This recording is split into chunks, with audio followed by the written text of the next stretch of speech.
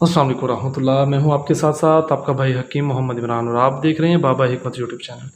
काफ़ी फ़ीमेल्स रब्ता करती हैं, काफ़ी मेल्स भी रब्ता करते हैं कि इमरान भाई चेहरे पे दाने निकलते जा रहे हैं, कील छाइयाँ दाग धब्बों का प्रॉब्लम है और काफ़ी मेडिसिन यूज़ कर चुके हैं, खाने वाली भी काफ़ी क्रीमें भी यूज़ कर चुके हैं, कोई फ़ायदा नहीं हुआ। तो हजूर वाला ये एक्नी क्यूर होम्योपैथिक एक मेडिसिन है, क्रीम है, बेहतरीन रिज़ल्ट की हामिल है।